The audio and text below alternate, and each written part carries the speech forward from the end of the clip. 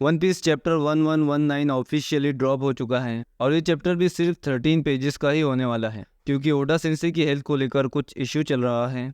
तो हम आते हैं चैप्टर की तरफ। तो ये चैप्टर भी थोड़ा बहुत इंटरेस्टिंग होने वाला है क्योंकि इसमें गियर 5 की बेइज्जती नहीं हुई है और वो ऐसे कि बोनी गियर 5 यानी निका फॉर्म को ज़्यादा देर तक मेंटेन नहीं कर पाई या फिर ज़्यादा देर तक मेंटेन नहीं कर सकती है। तो बोनी गियर 5 से बहुत ज़्यादा एग्जॉस्टेड हो रही है। तो इसका मतलब ये एक फेक ट्रांसफॉर्मेशन था और तुम लोगों से एक रिक्वेस्ट है कि सब्सक्राइब करो यार, सब्सक्राइब करो। तो हम आते हैं चैप्टर की तरफ, लेकिन उससे पहले चैप्टर का कवर पेज देख लेते हैं क्योंकि ये भी थोड़ा इंटरेस्टिंग है। तो चैप्टर के कवर पेज पर यामाटो को दिखाया गया है हर बार की तरह और यामाटो वानो कुनी में घूम रही है और यामाटो को देखकर एक बच्चा उसको पत्थर मार रहा है क्योंकि यामाटो काइडो का बेटा है। तो वानो कुनी की पब्लिक को लगता है कि यामाटो भी अपने बाप की तरह एक बुरा आदमी है या औरत है। तो अब आते हैं चैप्टर की तरफ। तो चैप्टर स्टार्ट हुआ है एक हेड की लेबोरेटरी में जहाँ पर स्टेसी ने काकू को आज़ाद कर दिया है, लेकिन काकू अब भी स्टेसी से गुस्सा है और काकू कह रहा है कि हम अब फ्रेंड्स नहीं रहे तो तुम इस फ्रेंड शब्द का यूज करना छोड़ दो। लेकिन काकू के गुस्से में भी प्यार नजर आ रहा है। लगता है काकू स्टेसी से दिल लगा बैठा है और शायद काकू ये भूल गया है कि वो एक क्लोन है।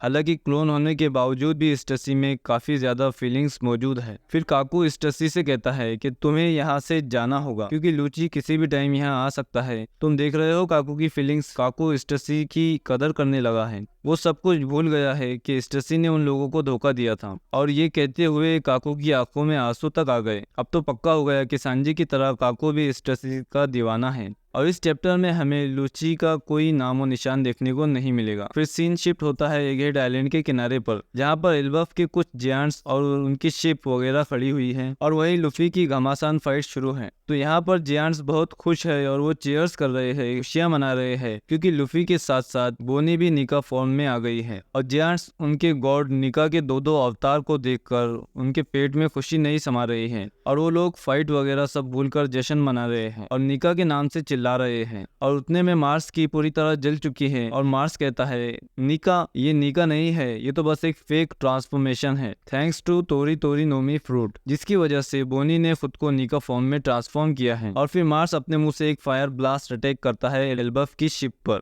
लेकिन लूफी खुद को एक जियांट बलून में ट्रांसफर करके उस फायर अटैक को ब्लॉक कर देता है और लूफी फायर अटैक को अपने ऊपर लेकर शिप को प्रोटेक्ट करता है। लेकिन उस अटैक से लूफी को बहुत ज्यादा हर्ट होता है, डैमेज होता है और लूफी दर्द से चिल्लाने लगता है। और फिर लूफी अपने दोनों हाथों को स्ट्रेच करता है, लंबा करता है और मार्स के परों को उसके विंग्स को पकड़ लेता है। और फिर लूफी सांजी और दूसरों से कहता है कि ये लोग मॉन्स्टर है, इन्हें कितना भी डैमेज दो ये तुरंत ही रिकवर हो जाते हैं, इसलिए इनसे निपटने का एक ही रास्ता है और वो ये कि इन्हें दूर फेंकना होगा, जितना ज्यादा दूर हो सके इन्हें फेंक दो। फिर लूफी तांजी, बोनी और फ्रेंकी से कहता है कि तुम मेरे यानी लूफी के पिछवाड़े पर अटैक करो और ये अटैक तुम्हारा सबसे ज्यादा पावरफुल अटैक होना चाहिए। और ये बात सुनकर बोनी और हर कोई शॉक हो जाता है कि लूफी खुद पर अटैक क्यों करवा रहा है, लेकिन सब लूफी पर भरोसा करके उसके ऑर्डर को फॉलो करते हैं। सांजी अपना पावरफुल अटैक इफ्रिट जेम एल मेमोरीज का यूज करके लूफी के बैक पर अटैक करता है और फ्रेंकी यूज करता है स्ट्रॉन्ग इम्पैक्ट राइट और बोनी यूज करती है एक्स्ट्रा लार्ज निका पंच। और इस अटैक से लूफी बहुत ज्यादा हर्ट होता है क्योंकि सांजी और बोनी ने हाकी भी यूज की थी। और जब सांजी, बोनी और फ्रेंकी लूफी पर अटैक कर रहे हैं तब लूफी मार्स को अपनी बेली की तरफ खींच लेता है और फिर लूफी सांजी, बोनी और फ्रेंकी के अटैक को अपने अटैक के साथ कंबाइन करके एक अटैक रेडी करता है। इसका नाम है गम गम व्हाइट बलून और लूफी इस अटैक का यूज करके मार्स को बहुत दूर आसमान में फेंक देता है। और मार्स को फेंकने के बाद लूफी पूछता है कि उसोप और बाकी सब कहाँ हैं।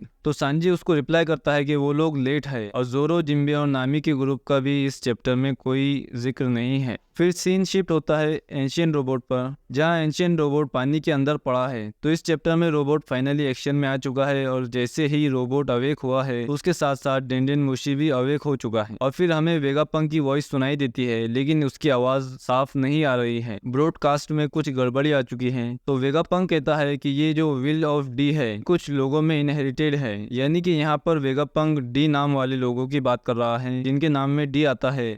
ये उनको विरासत में मिला है। वो लोग एक ही क्लैन से बिलोंग करते हैं और फिर से कुछ रिएक्शंस दिखाए गए हैं क्योंकि वेगापंक का मैसेज बंद हो गया था, लेकिन अब फिर से वेगापंक का मैसेज कंटिन्यू हो चुका है। तो होल केक आइलैंड पर काटाकुरी, ब्राउनी, मॉस्कोटो और जकोटो ये सब सोच रहे हैं कि आखिर ये बंदा बोल क्या रहा है, और विवी और मॉर्गन भी शॉक हो चुके हैं कि आखिर ये ब्रॉडकास्ट कितनी बार ऐसे ही बंद चालू होते रहेगा। और लास्ट में डायमंड और सरफंकेल का रिएक्शन भी हमें दिखाया गया है, लेकिन उनके पास कोई डेंडेन मुशी नहीं है, तो उन्हें नहीं पता कि पूरी दुनिया में क्या चल रहा है। फिर सीन शिफ्ट होता है एगहेड आइलैंड पर, जहां यॉर्क 5 एल्डर्स को ये बता रही है कि अगर हमें ब्रॉडकास्ट को पूरी तरह रोकना है तो उस डेंडेन मुशी को पूरी तरह डिस्ट्रॉय करना होगा कि उस स्पेशल डेंडेन मुशी का मेमोरी स्टोरेज और सर्किट्स अलग अलग जगह है। इसका मतलब ब्रॉडकास्ट अभी बंद होगा जब रोबोट पूरी तरह खत्म हो जाएगा।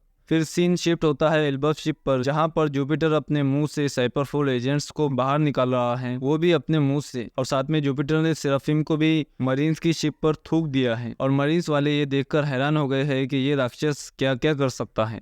और इतना ही नहीं, इसके बाद जुपिटर एल्बफ की शिप को खाने की कोशिश करता है, और इतने में लूफी किनारे पर जंप करता है और जुपिटर के फेस पर पंच करने लगता है। और इधर से वॉरकरी एल्बफ की शिप पर अटैक करने की कोशिश करता है, और वॉरकरी को देखकर लूफी चिल्लाता है, ओ नो, ये जंगली सुअर फिर से आ रहा है, इसका सर बहुत हार्ड है, ये शिप को नुकसान पहुंचा सकता है। ब्रॉगी कहता है कि ये बंदा एक मुसीबत है, अगर हमने शिप को नहीं हटाया तो ये हमारी शिप के टुकड़े टुकड़े कर देगा। फिर हमें बोनी को दिखाया जाता है जो कि एक बच्चे में ट्रांसफॉर्म हो चुकी है क्योंकि उसकी एनर्जी पूरी तरह खत्म हो चुकी है, और वो इसलिए क्योंकि उसने एक्स्ट्रा लार्ज निका पंच यूज़ किया है। और ये बात सुनकर लूफी के फैंस की खुशी दुगनी हो चुकी है, क्योंकि जब बोनी गियर 5 यूज़ कर रही थी तब वो लिटरली गियर 5 की बेइज्जती कर रही थी, और बोनी के गियर 5 से हर कोई नाराज़ था, शिकायत कर रहा था कि ये क्या चल रहा है, कोई भी ऐरा गैरा गियर 5 को कैसे यूज़ कर सकता है, मजाक चल रहा है क्या। फिर सांजी बोनी के नाम से चिल्लाता है, बोनी चान करके, और बोनी चान कहती है कि अब बस, मैं इसे और ज़्यादा यूज़ नहीं कर सकती क्योंकि फ्रीडम बहुत एग्जॉस्टिंग है। अचानक से समंदर में से एंशिएंट जियांट रोबोट निकलकर सामने आता है और रोबोट को जॉयबॉय की आवाज़ सुनाई देती है। फिर रोबोट वॉरकरी के फेस पर एक पंच करता है, इससे वॉरकरी का एक दांत टूट जाता है। फिर एंशिएंट रोबोट को जॉयबॉय की आवाज़ सुनाई देती है और जॉयबॉय के कुछ ही वर्ड्स हमें बताए गए हैं, listen Emet, time come you must. तो जॉयबॉय रोबोट को एमेथ कह रहा है, यानी रोबोट का नाम एमेथ है और चैप्टर का नाम भी एमेथ ही है। और ये सब देखकर सब शॉक हो जाते हैं, और डोरी और ब्रोगी कहता है कि आखिर ये बंदा चीज़ क्या है, एकदम वॉरकरी का दांत ही तोड़ दिया। और यहीं पर चैप्टर खत्म होता है। तो वीडियो को लाइक और चैनल को सब्सक्राइब करना मत भूलना। मिलते हैं नेक्स्ट वीडियो में।